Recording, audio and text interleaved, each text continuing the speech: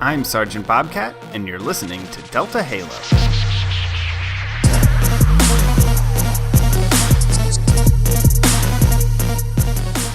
Welcome to episode 13 of the Delta Halo podcast. I am your host, Sergeant, and with me this week is Cat and MattyIce. Cat is back. What have you been up to, Cat? Well, other than gaming, I had to fix some plumbing problems. Didn't have running water for a day. Pretty bad. I understand now when you don't have water how tough that is. Anyways, I played a lot of Halo, and then in the weekend I played a lot of Ark.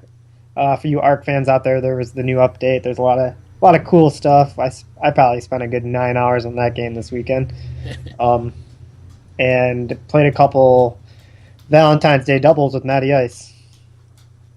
We got into it a little bit. We got played some Halo this weekend. Played a little League of Legends. Other than that, I think a couple games of FIFA here or there, but nothing too crazy. Just the usual, I guess, at this point. So yeah, I played some of that Valentine's doubles with you as well. That was pretty fun.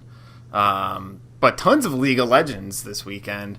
Yeah. I haven't played that game as much as I have this past weekend in a very long time. That was really fun, though. We've said it a few times. It's just such a fun game every time you come back to it. I mean, they're always balancing characters. It's always relearning things. Yeah, absolutely. So it's a lot of fun to get in there. And, I mean, we'll talk about it a little bit later, but teamwork is so important. I mean, you get stuck with some anchors, and it ruins the entire game. It's crazy how important it is. Yeah, especially when you get the Mista in there.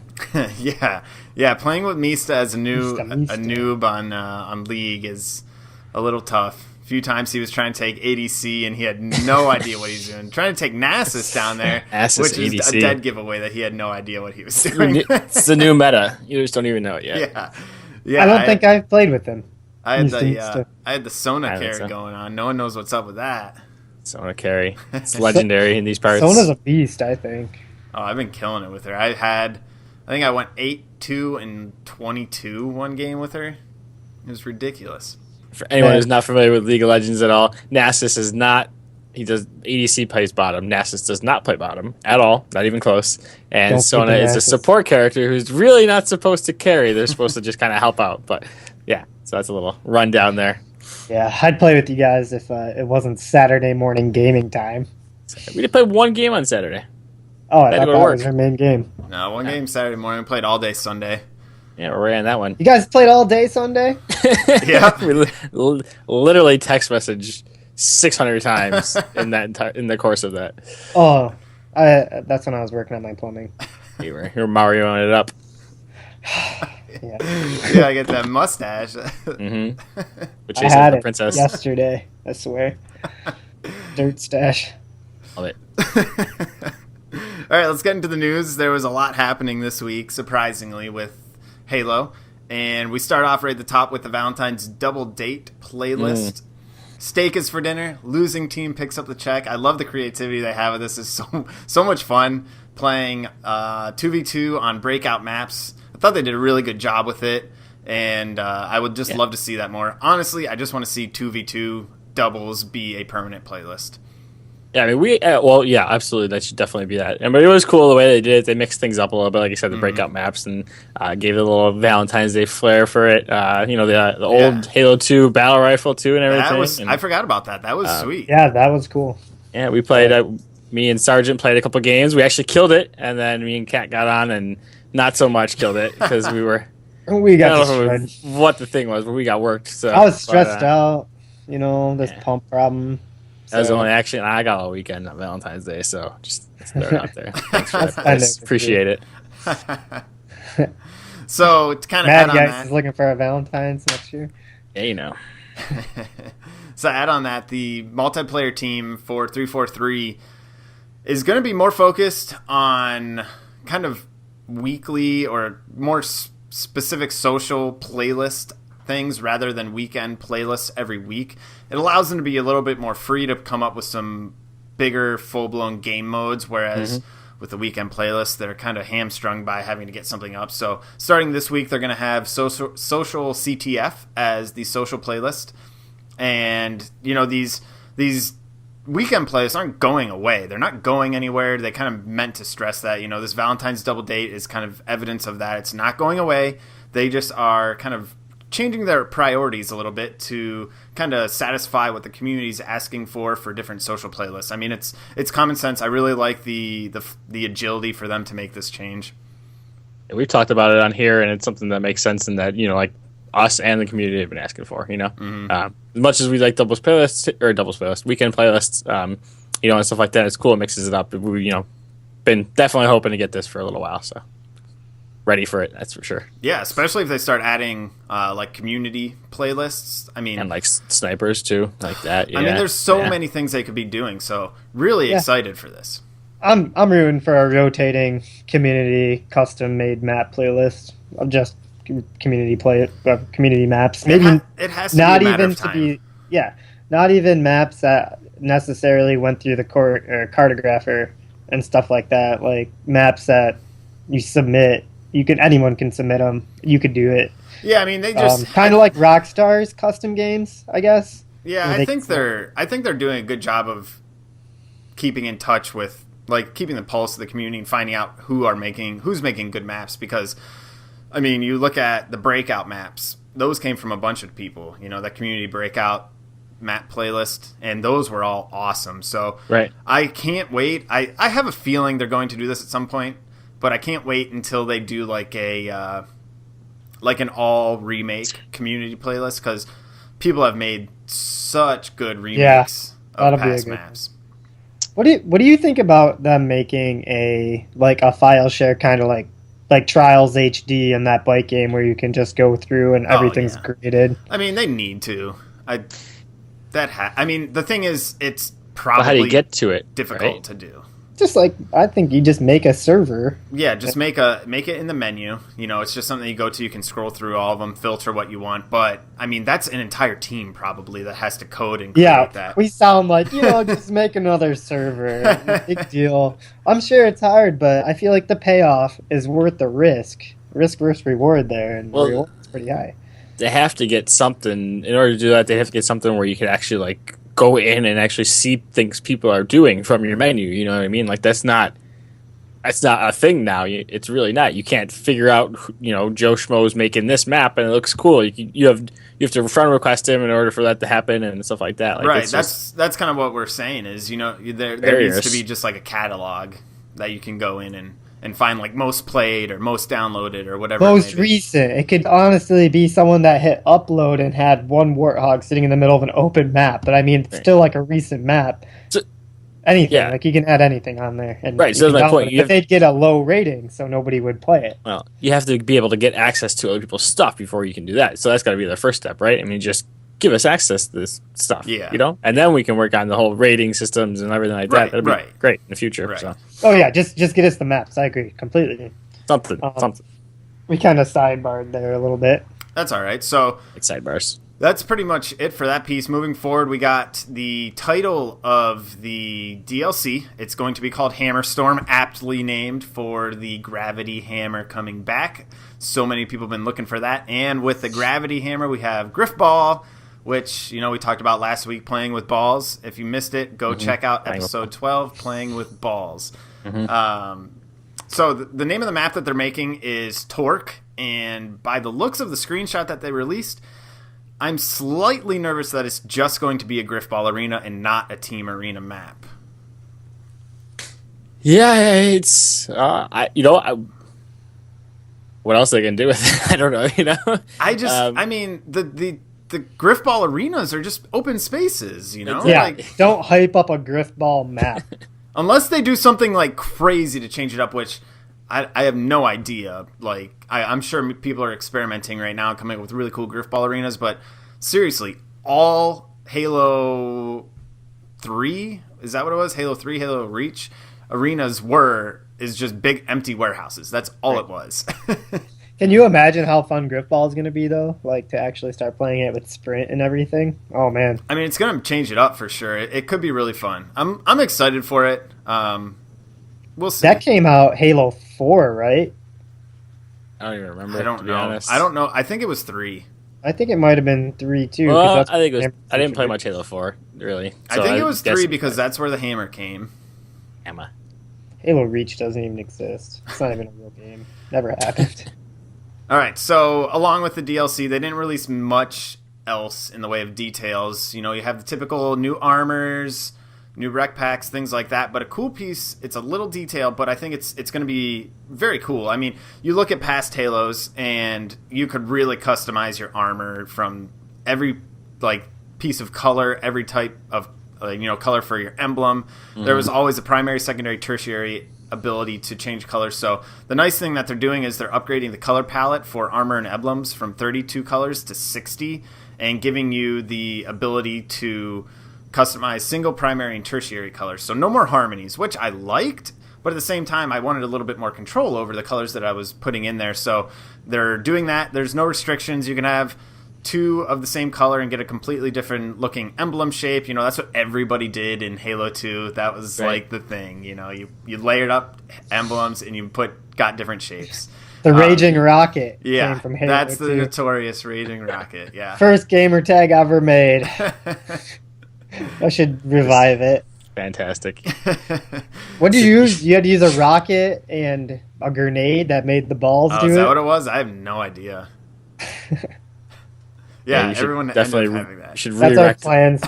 We should re-erect that, Cat. Get it going. A Raging Rocket.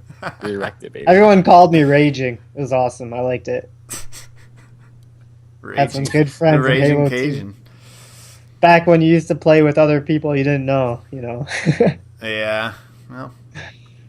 Oh, well. All right, so speaking of arena-type maps, the Warthog is going to be a playable car in Rocket League when that releases on Wednesday, which is tomorrow when we release 17th. This podcast.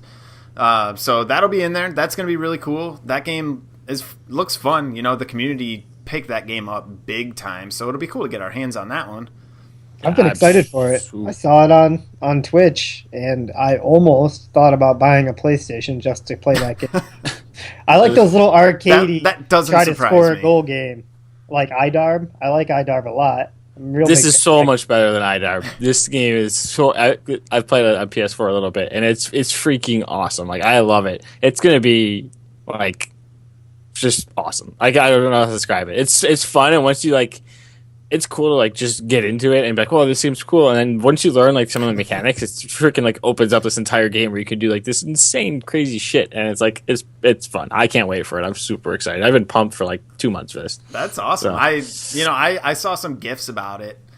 Just some crazy saves where a car's riding along the side, jumps in front of the goal and blocks the ball. That seems like some really fun stuff. So. I'm glad that you're hyped about it because I wasn't really sure what to expect.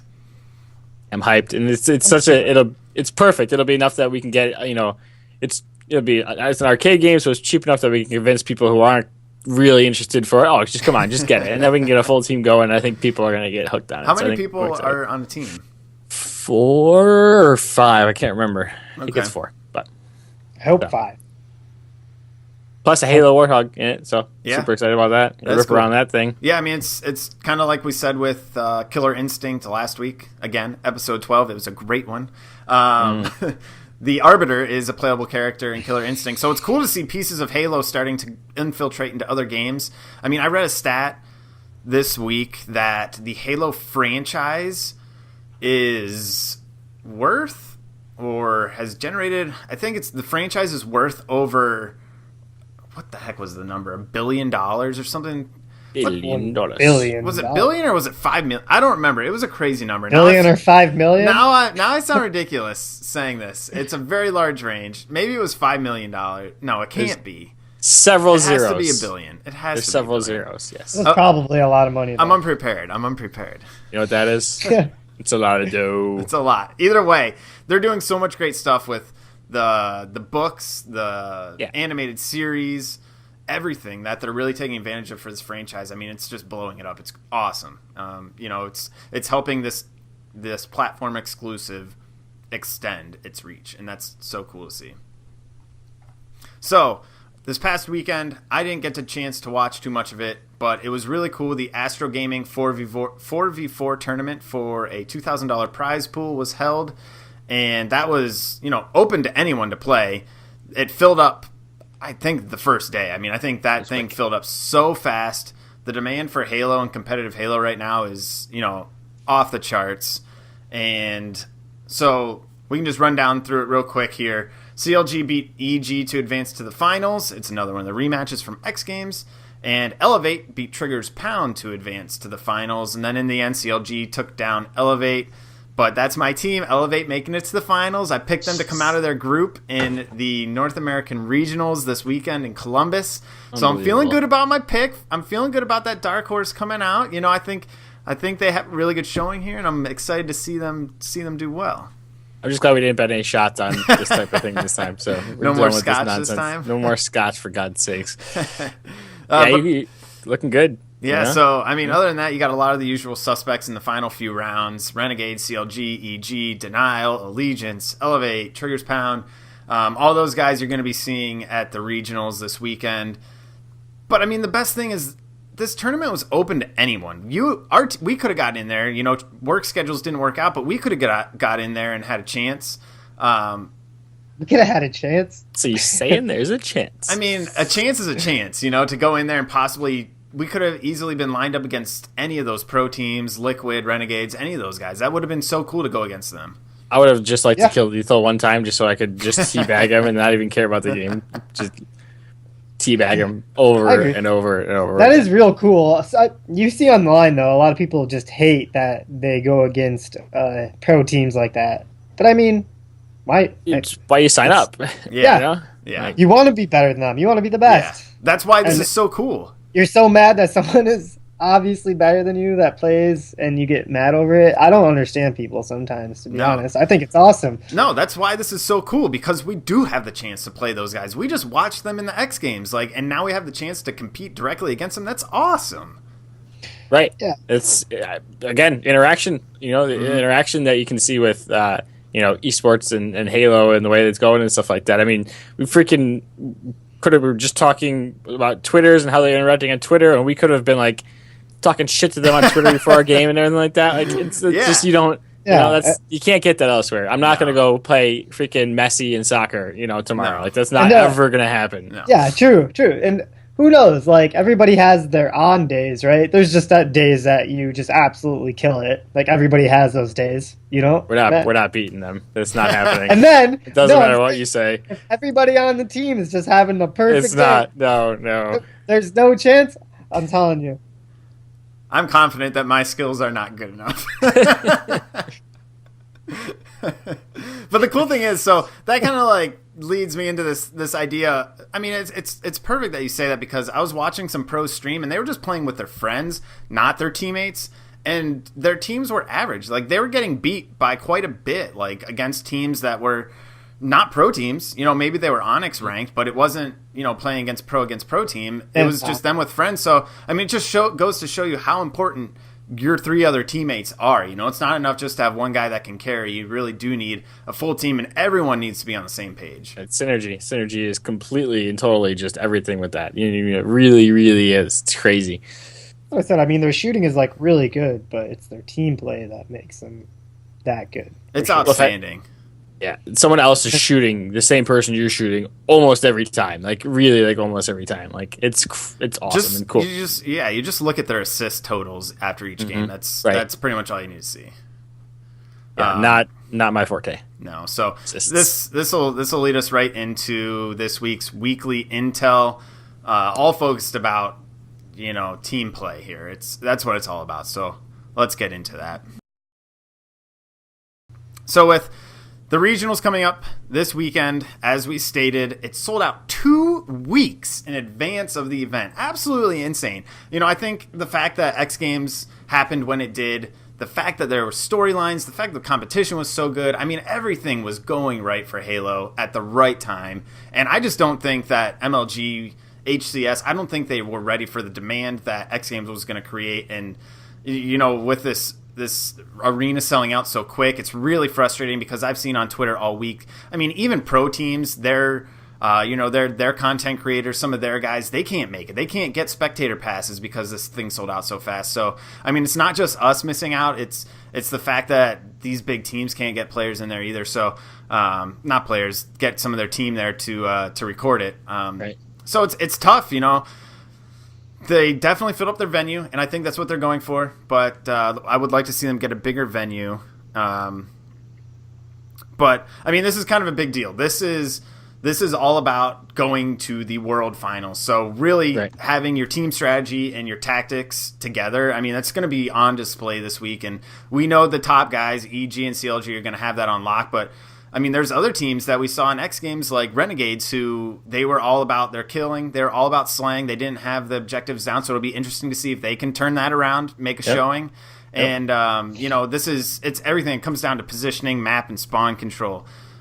Your grenade use and placement, something you don't think about very often. It's very important to your play and locking down the map. And then in power weapon control, I mean, it's everything. And we've talked about it a few times, but, we just kind of want to reiterate some of these things after we've had a chance to really dive into this esports scene with X Games and now the North American Regionals coming up. So why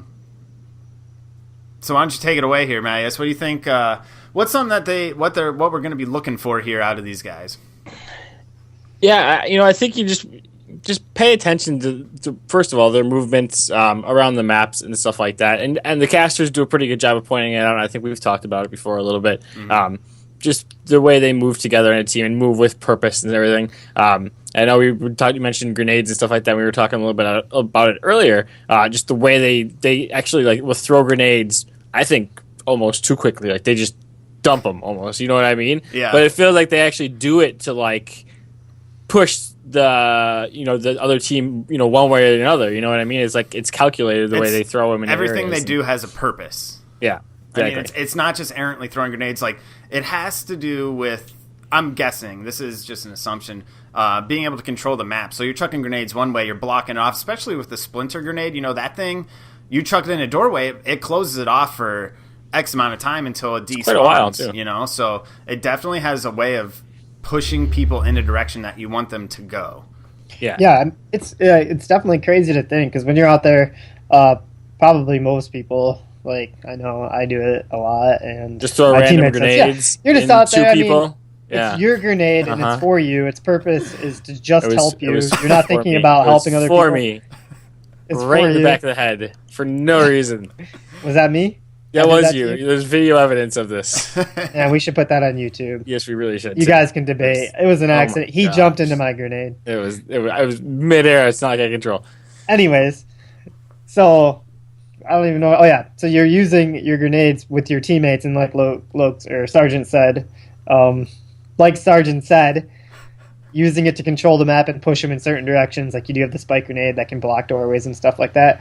Those are not necessarily things that you're thinking about constantly, where these guys, they don't stop thinking about it. They're always using it that way, in the way for team and everything like that. Yeah. And it's really unselfish play, which, I mean, I have the habit of I'm playing for myself a lot of the times. I mean, so. It's almost just second nature, which is crazy.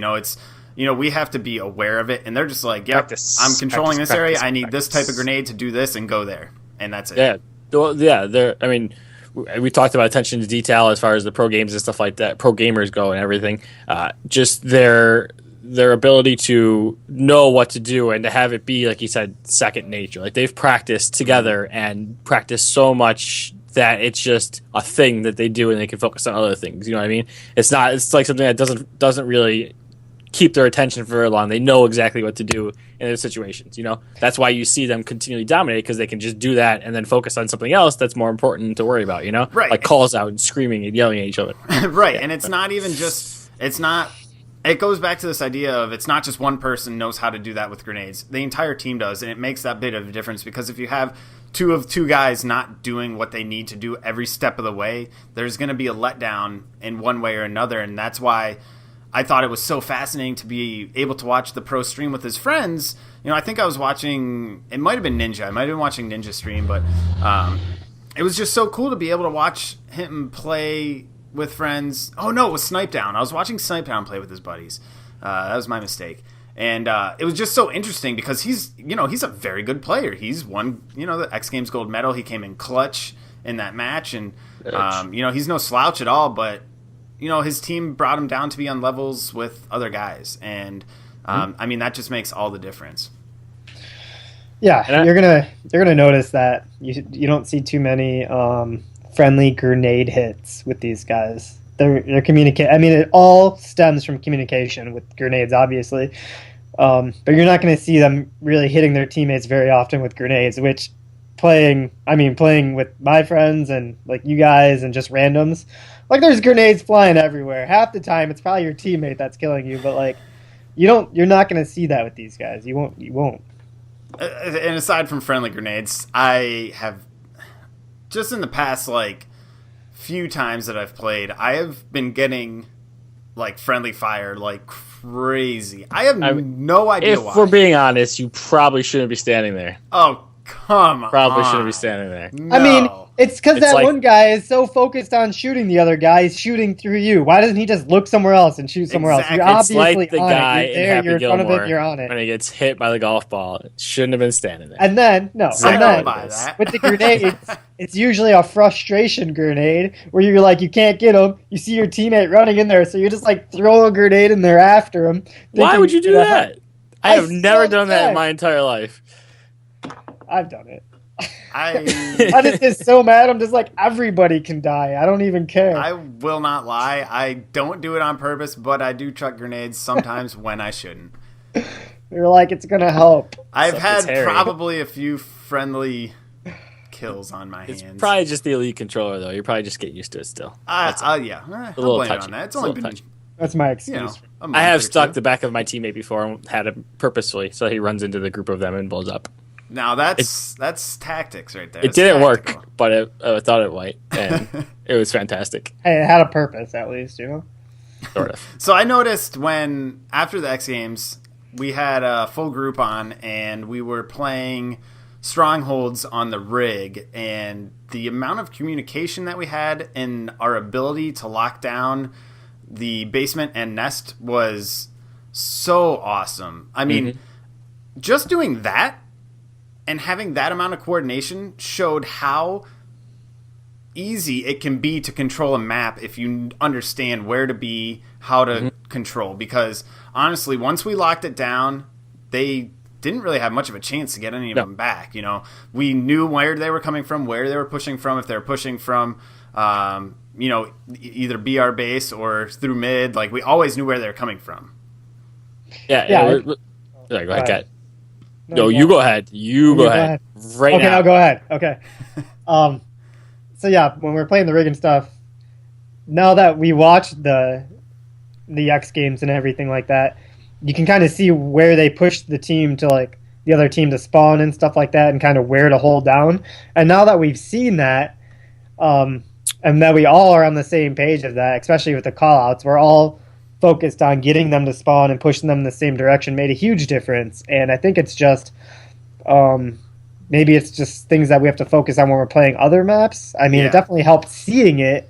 Yeah, but we should be able to figure that out without watching it, but it made a big difference. Well, I think that brings up a really interesting point, and something that I've seen a few pros tweeting about is reviewing film, just going back into theater and watching games. I think that makes a very big difference. For yourself to look at how you played, things you could have done differently, but two, to really understand the best ways to control maps. And that kind of brings me to this idea of, if you're not too familiar with esports and you don't understand why there's a coach for esports, this is kind of a big part of it. He's able to really comb through tape and be able to give you pointers and be able to also have a really overarching view of the battlefield and to see what's happening through your team's 4 screens. And while a coach might not seem like that big of a deal to an outside observer, I think that definitely is kind of your trump card if you have someone that understands really what's going on. Yeah, I agree. Well, you got to think that these esport teams are just like sports teams. I mean, everyone playing on your team, the coach has a lot of things to overcome, not just knowing the map and pointing things out.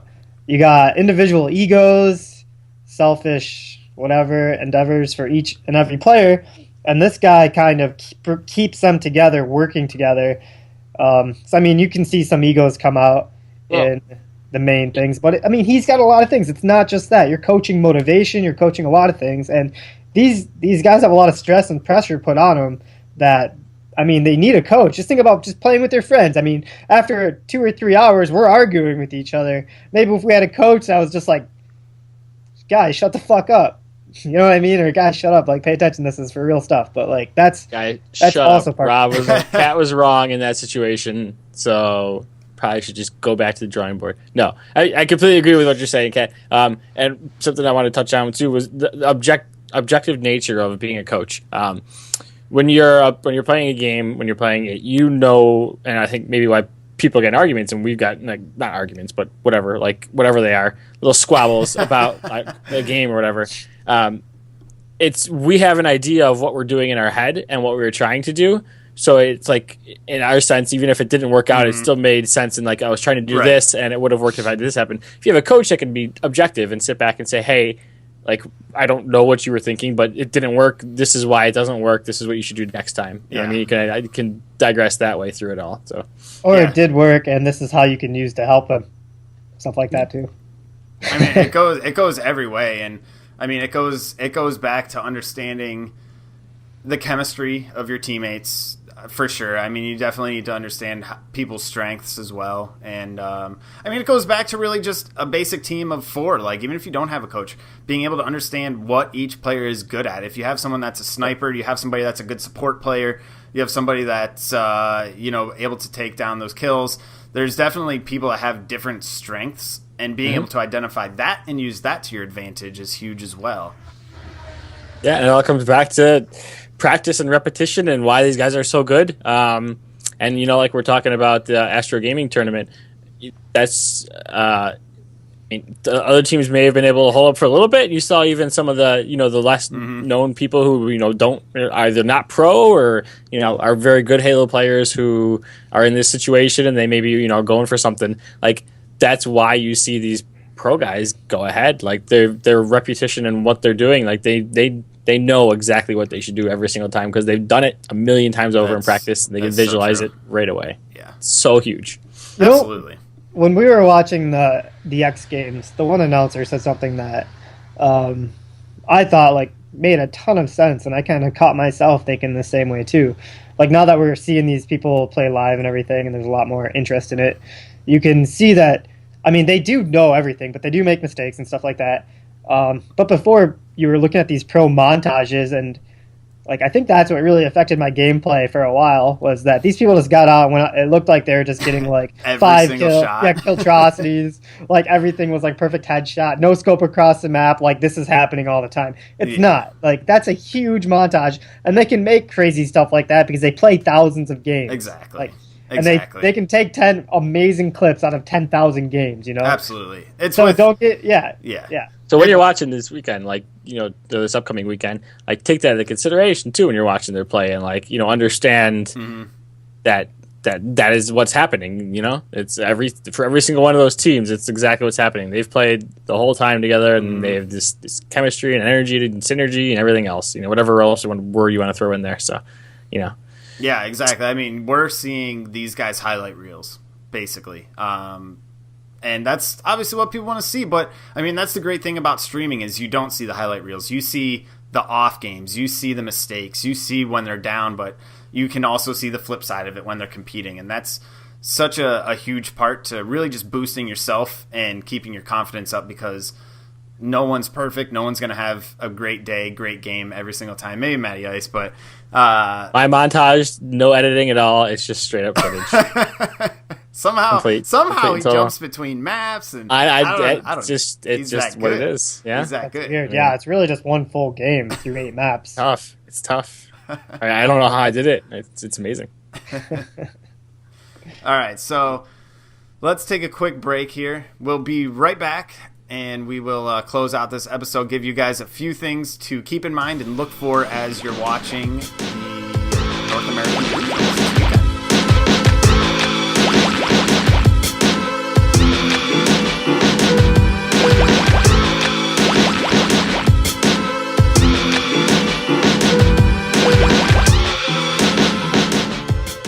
What's up? Back again here. We are here to finish up the episode.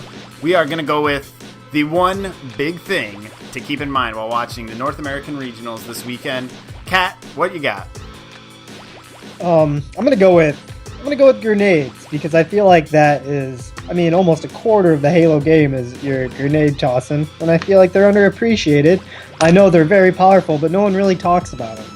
So I expect you guys to check out the grenades, placements, trajectories, and yeah, just give the little guy some love. There you go. MattyIce. Yeah, I'm gonna go with. It's basically just watch them how they just rip shots at everything, especially with the pistol. But with the pistol, they're just shooting like as fast as they possibly can at it. Like I tend to be one where I aim too much when I'm trying to shoot with the pistol and stuff. And if you watch them play, like they're just ripping shots. So obviously they have good aim and they hit headshots or key points where there's some, it's right around where they should be shooting. But I think it's crucial, and it's something that I've been focusing on doing more since watching, more of the pro scene. And I think it's just completely clutch, and, shooting anything that moves. You watch them all, like we talked about, the assists, all that damage counts for something. In position, shooting, team kills, it's clutch. So look out for that. There you go. And I'm going to go with keep an ear out for team chatter. Hopefully they give us some live look-ins on Twitch to the team chatter, so you guys can really get a chance to listen to how much they talk. They never stop talking, never stop calling out. Pay attention to, as far as there's roles within having, as you play, kind of pay attention to roles in the booth as well with the chatter. There's definitely people that are high energy, the motivators, keep the team level-headed, prevent people from tilting. Pay attention to who that is on the team, and really try and incorporate that into your game, because I think that's really valuable. Especially, I got to call out Nated here.